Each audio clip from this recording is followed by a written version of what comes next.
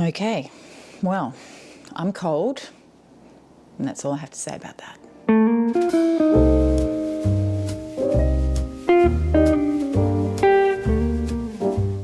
Welcome back, everybody. Well, I had another video that I was going to film today, but I recently attended a masterclass for a brand that I've never heard of before called CLAUS PORTO, and after the class, it occurred to me that these are really great warm weather fragrances. And given that the Northern Hemisphere, unlike us Aussies down here in the south, are having a heat wave, I figured I might bump this up the priority list to talk about them. So as I mentioned, I'm talking about a brand called CLAUS PORTO, and they were founded in 1887 by Ferdinand Claus and George Schweder.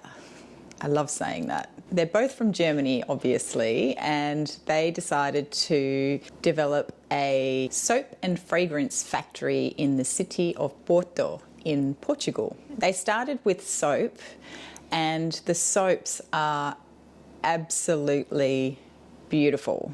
They are so finely milled and of incredible quality. I'm actually using a bar of it at the moment, which I just opened, having torn through all of the bars of soap that I made a few weeks ago. And I have to say, it feels like absolute luxury to be using a CLAUS PORTO soap after the soap that I made. Not that I thought the soap that I made was bad. In fact, I thought it was very nourishing and felt really soft on the skin. But there is something to be said for using soap from a company that's got more than 100 years of soap making skills under its belt. So, you know, I'll pay it to them. To this day, the soaps are hand wrapped, and they are just beautifully presented. And even if you're a staunch liquid soap lover, as I myself was before I made my own, I have to say that I reckon this bar soap would give even the best liquid soaps a run for its money. But we're not here to talk about soap, we're here to talk about perfume. And their first fragrance or perfume or cologne was Musco Real Classic, which was apparently released in 1935. And I don't know who the nose was, but I believe the scent is based off their sort of classic soap scent. So perhaps the nose behind the scent for the perfume is either George or Ferdinand or both. But their most recent releases, the Agua de Colonia collection, was actually composed by Lynn Harris of Miller Harris. Now, I have never tried Miller Harris perfumes before. I have been curious about them. It's just been that you can get them in Australia, but it's hard to get samples. So I've never actually tried any Miller Harris, and I've been really curious about it because I know it gets talked about a lot on social media. A lot of people seem to love Miller Harris perfumes. But when I sat down to do the masterclass, I didn't even know that Lynn Harris was the nose behind this particular collection that we were exploring. So that was fun. I don't know what I was expecting exactly from this line because I literally had never heard of them. But I have to say, the reality far exceeded any expectations that I might have had at the beginning of the class. And I am really, really enjoying the samples that I have. Now, if you go onto Fragrantica and check them out, it is a little bit confusing because I think the Agua de Colonia line that Lynn Harris composed is different from another set of fragrances listed which have Agua de Colonia in the title of the fragrances. However, I think the ones that were composed specifically by Lynn Harris are the ones that have titles of Agua X, not necessarily Agua de Colonia in the title. So it's a little bit confusing. In any case, I'm just pointing that out because not all of their fragrances obviously are composed by Lynn Harris, and I've only tried the ones from the Lynn Harris line. So the ones that I only have 5 of them. I think there's maybe one more or a couple more, but I've only tried 5. And I will tell you that the order that I expected to like them in, from most liked to least liked, were Agave Vetiver, Agua Geranium, Agua Clementina, Aguaporto, and Agave Fujere, but that is not how it turned out. For all of my predictions on which ones I would like the most or least, I have to tell you that it's a moot point because, in fact, that order was completely messed up. I was very pleasantly surprised by a couple of them. So what did I think of them?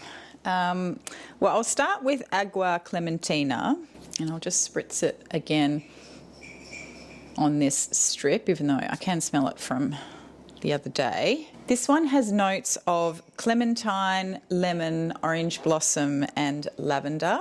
This smells how you would imagine it to smell. A very classic citrusy orange blossom cologne-like fragrance. It's a little bit soapy and it feels very old world or from another era, that real classic orange blossom. Lavender imparts a fair bit of freshness to this, or a coolness to it. And obviously that aromatic tone that lavender has. But then there's lemon in here as well, and the lemon is so fresh. It's like salty. At times it does almost smell marine-like without being seaweedy. It has that beautiful, fresh, zesty sea breeze kind of vibe to it. And it's also quite mouth-watering with that clementine and the lemon combination. When I smell it on the strip, I thought I also got a bit of a dusty, woody vibe, which may also have been due to the lavender. But actually I'm not really smelling it now, and I didn't really get that when I sprayed it on skin either. As it warms up on the skin, the orange blossom imparts a bit of a creaminess to the fragrance, but even despite that, it still remains juicy and fresh. So it's very nice, but if you're not a fan of orange blossom, particularly that old classic style of orange blossom fragrance, then you're probably not going to be a big fan of this one. All right, so the next one in the line that I want to talk about is Agua Geranium. This one has notes of geranium, angelica root, which I normally associate angelica with something green, sort of greeny floral, but this apparently is more like the root and apparently has more affinity to something like parsnip. So there you go. It also has bergamot and rose petals. This has a very crisp and greenish astringent opening in a way that kind of reminds me of neroli. It's a little bit sort of golden as well, so it kind of has this mix of something really crisp and fresh and green blended with something that's kind of almost hay-like and softer, and which takes the edge off that greenness. Actually, when I initially sprayed this, for a moment I thought I had confused this one and that I'd sprayed the vetiver instead, but this definitely has more of a green tone than you would get from vetiver. As it warms up on the skin, you definitely get more of that rose petal,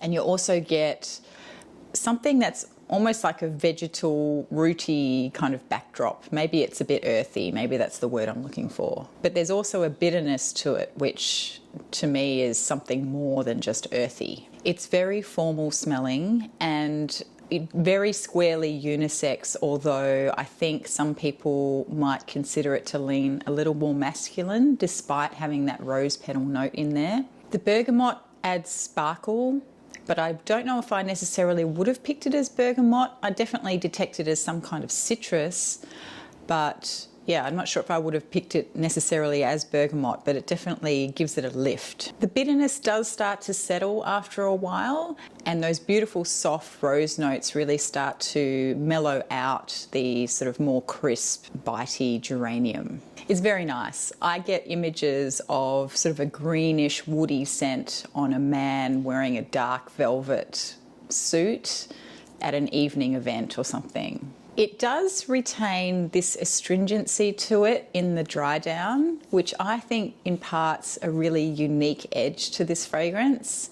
And there is just the slightest hint, barely even perceptible hint of soapiness, which just gives it sort of a clean, crisp feeling without being overtly soapy. In the deep, deep dry down, I do remember on my skin, I started to detect something almost a little bit smoky to it as well, which I really enjoyed. And it also helped to, play up that evening formality that I think this fragrance has. Anyway, I really like this one. I think it's, as I said, it's very formal, very dressed up kind of occasion scent without being too heavy. It's nice.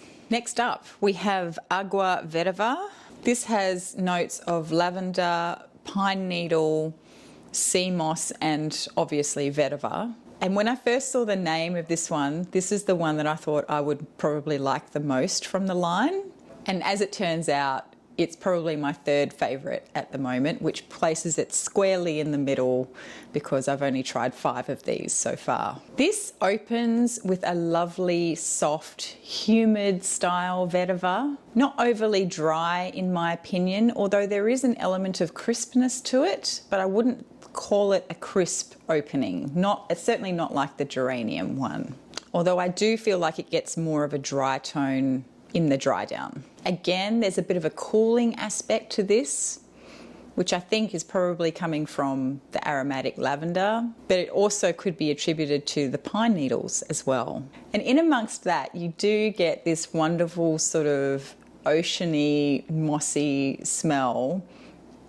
And I don't know if it's just the power of suggestion because there's a sea moss note in here, but I do feel like I get sort of like an element of this real fresh sea marine style element that doesn't smell seaweedy and it doesn't smell fishy. It just gives it a freshness. And definitely there's a mossiness to it as well, slightly green. It doesn't smell salty or anything. It just conjures up the image of a really sparkling blue ocean on a really sunny day.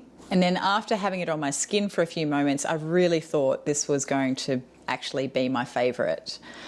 But there is an element that sort of detracts from it from my perspective, although others may disagree. This develops a bit of a chocolatey tone to it.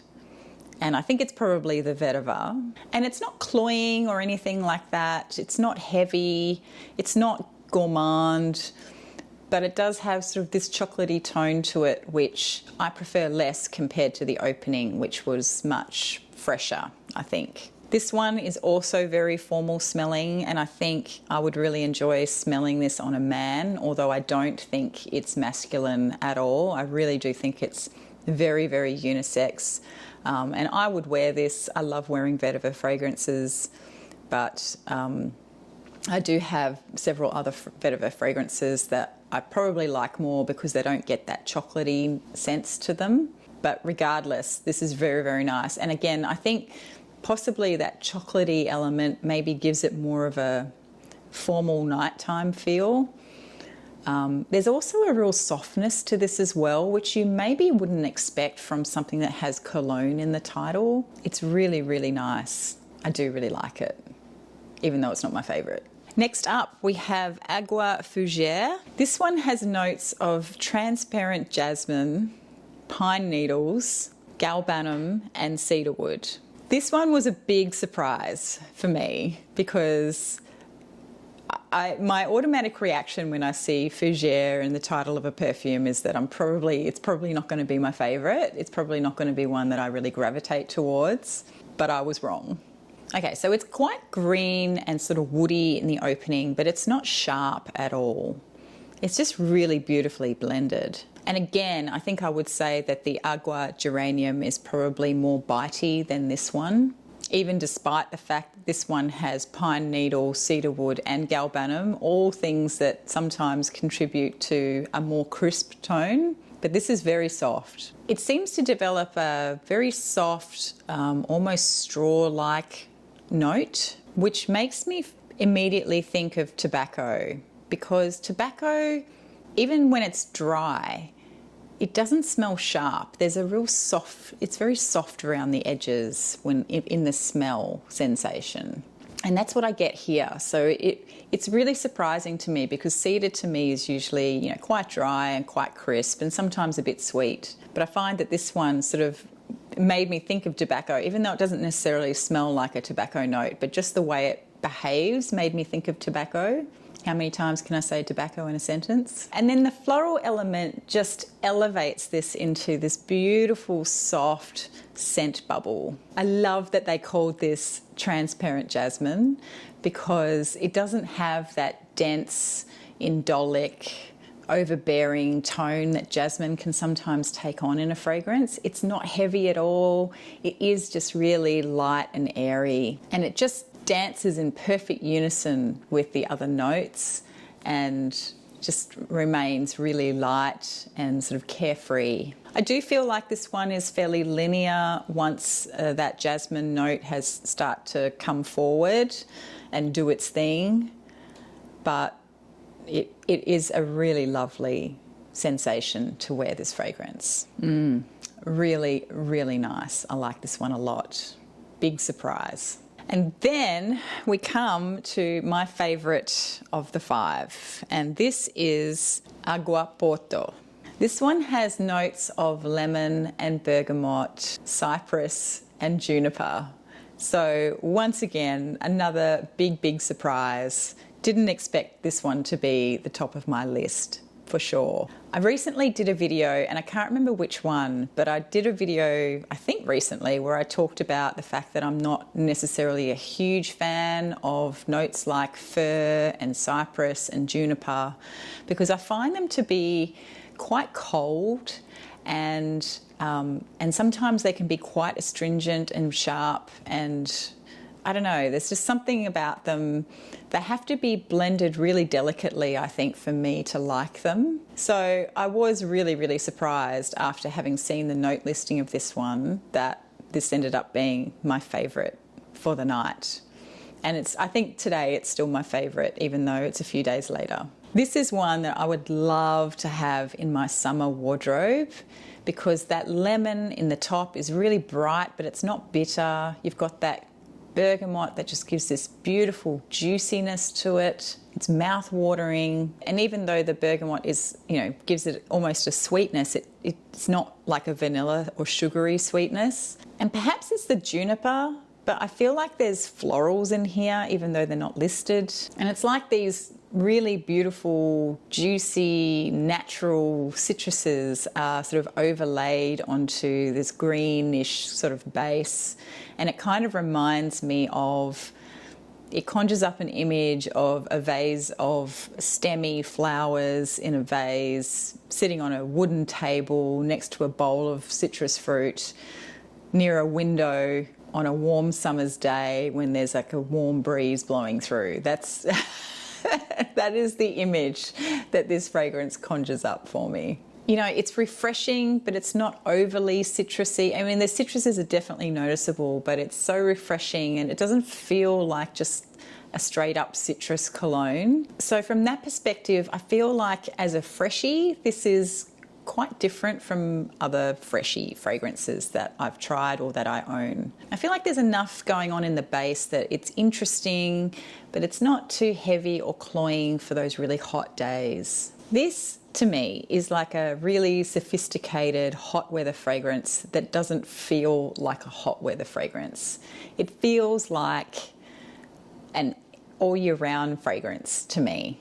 Although I say that, but then that could be easily said for the Vetiver, the Fujere and the geranium as well, I think. So although I've picked a favourite, I have to say it's kind of like picking your favourite of favourites. I actually really liked all of these. I'd say the Clementina was my least favourite, even though I love Orange Blossom, but it was probably just because it was the least unique of the lot that I tried. I just found these to be really different and refreshing, and I'm really intrigued by Lynn Harris now. I am also waiting on our local perfumery to get the next one in the line, which is the Agua Flores, and I have a feeling that that one might really resonate with me because it sounds like it's more of a floral suede type of fragrance, which is kind of right up my alley. These also wear really well, I have to say. I mean, I only have these little sample vials, but I do get several hours out of them on my skin. They don't project a huge amount, but you definitely detect them on you, and they retain that freshness about them. Although, having said that, I am wearing them in the dead of winter, so who knows how they'll behave in summer in the heat. And I do recall the speaker saying that these have about 20% perfume oil in them, so they're definitely not cologne strength, even though they've got the term cologne in the name. And I believe that is just because in some countries people use the term cologne interchangeably with what we would call perfume. So don't approach these thinking that they're the really light cologne strength of only about 5% perfume oil. They definitely hold their weight. And so again, I just thought that because the Northern Hemisphere are having a bit of a heat wave, and that I've seen lots of videos popping up at the moment talking about, you know, refreshing, clean smelling scents, I just thought it'd be worthwhile to talk about this brand, because I feel like these have something a little bit different to offer while still being wearable in the heat, and probably being very refreshing and very classy and elegant. I believe from having a look at their website, they are also having a sale on at the moment. I'm not affiliated with the brand. I've never had any direct contact with the brand. So this is not me selling you anything, but I'm just letting you know that they have a sale on at the moment, because I looked at the website yesterday, and I believe they also sell travel sizes of these. So you might be able to get a travel size or two if any of these appeal to you. I, of course, also do recommend checking out the soaps. I'm a bit obsessed with the soaps, I have to say. I think because I've been through this process of making my own soap and then experiencing this wondrous beauty of luxury, of the soap that they do, which is so finely milled. I can't believe it. It's amazing. Anyway, you got to check it out. So yeah, I think that's about it. Overall, I was just really impressed. And it, you know, take it with a grain of salt. It could also be a number of factors that is why my mind is feeling like it's so blown at the moment. And no disrespect to Lynn Harris, because I've never smelled any Miller Harris fragrances before. So she's obviously an exceptional perfumer, but I think there's a couple of things that are, you know, sort of, I have to factor into my enthusiasm in this video, and that is, we're in the dead of winter here, and I've been wearing lots of really heavy fragrances for weeks now, so smelling stuff like this is just so, it's like a breath of fresh air, you know, and it's so uplifting, and it really changes your mood, I think. But the other thing too is, again, I had no knowledge of this brand. I knew nothing about them, had never smelled any, never used their soaps or anything, and I just had nothing to go off. So as a consequence, because I'd never heard of them, I was kind of thinking, oh, well, I don't know what, you know, it's just my usual default position being yeah, I wouldn't say I'm a negative person, but my default position is that I usually start off pretty skeptical but open-minded. That's my default state. So I wasn't expecting anything great, and I was amazed. I was blown away. I think I was particularly blown away because I liked all of them. I didn't just like one or two. And so trying to rank them and pick a favourite was actually pretty difficult. But I think once I put this on my skin, this Aguaporto, I knew that at least for the moment, this is sort of the one that's really speaking to me. Anyway, I'm going to leave it there, but thank you for watching if you got this far. And if you enjoyed this video, then please do give it a thumbs up as always. And I will see you in the next one. Bye.